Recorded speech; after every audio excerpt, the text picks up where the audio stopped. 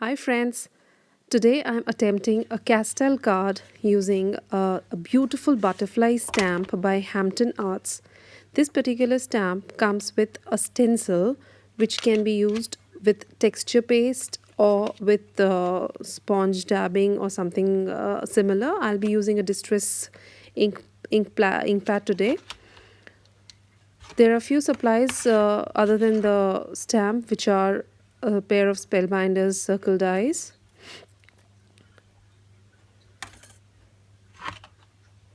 a scissor, foam tape, some cardstock, a base card, and a card piece for layering.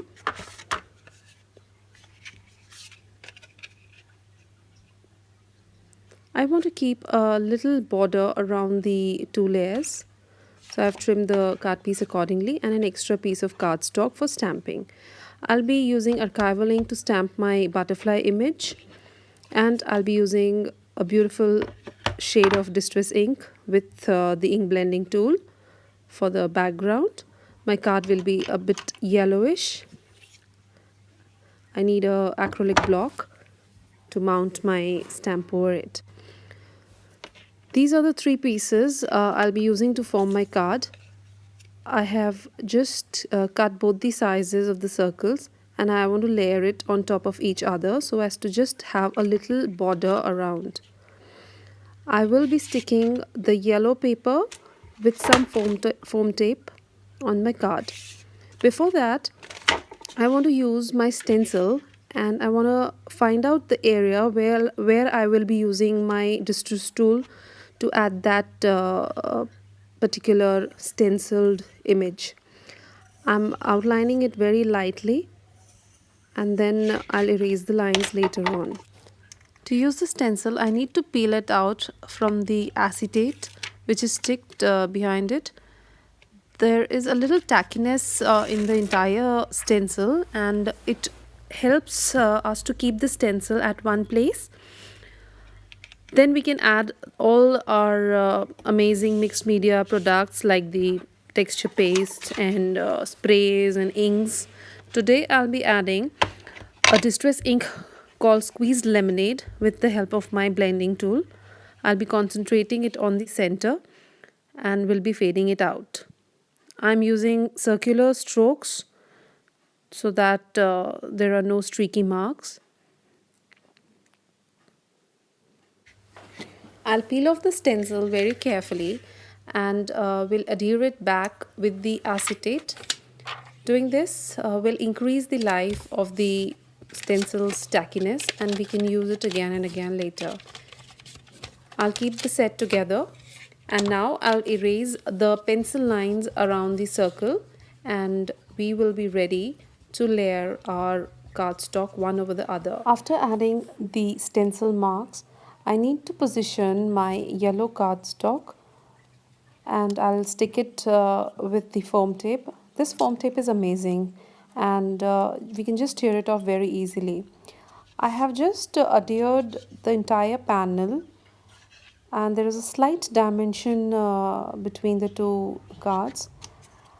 The second layer has to be stuck in a way that there is a slight equal border all around. Here I realized that I need to stamp my sentiment, and I picked up a very relevant sentiment from the same set which says fly. I'll just stamp it in the same black ink, the archival black ink, so that the blacks also match. This is also very important because at times it really doesn't look good that the image is stamped in some other ink and the sentiment in some other black ink. These small things, if kept in mind, can give a really very professional made cards, and you will understand the difference. Archival ink takes a lot of time to dry, so I always prefer to set it with my heat tool. As you can see, there is a slight wetness, and once the ink has dried, it will not smudge. Otherwise, you can always spoil your card. Now I'll just layer the topmost stamped panel over my card, And here I realized that there is a little measurement mistake and I had to trim out a bit from the top. Then it was absolutely perfect and I could easily create that yellow border which was very equal and beautiful. I decided to pick up this butterfly from the stamp set and I stamped it with a black archival ink twice. I always want to stamp my images twice in case I mess up with the first one. There's always another image and it really makes me feel happy. I'll stamp it twice and heat set it again with my heated tool. Then I'll just fussy cut it with my sharp pair of scissors and will add some color in a very simple way with some sponge daubers and distress inks. If you want to fussy cut any image and if the image is particularly very intricate, we should always remember that it is quite effortless if we know the right technique. We should use the best scissor possible, a very fine tip scissor, and instead of moving the scissor, we should try to maneuver the image and use the sharp end of the scissor to cut around the image. There's another very popular technique in the world of fussy cutting that once we are done with the fussy cutting of the image, we can just go around the edges with a black marker and all our faults will be hidden. I will just stick that butterfly right above the word fly and my card will be done. To color my butterfly, I picked up 3 beautiful shades by Distress Ink, and the shades are Spiced Marmalade, Mustard Seed and Squeezed Lemonade. I'll start with the orange at the center using a sponge dauber. I will just add some bright orange there at the middle, and then I will add mustard seed and squeezed lemonade to finish off the butterfly.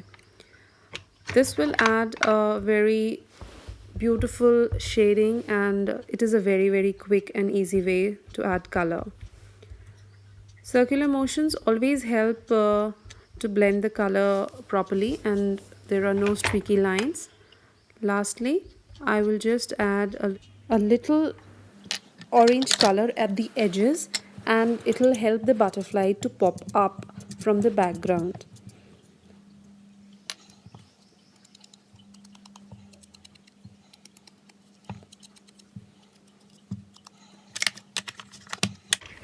And finally, here's a butterfly, all colored, looking very pretty and bright.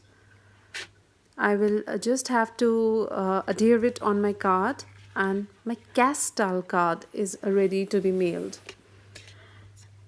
It looks just awesome if the card is well color coordinated, and that is the key of a CAS card.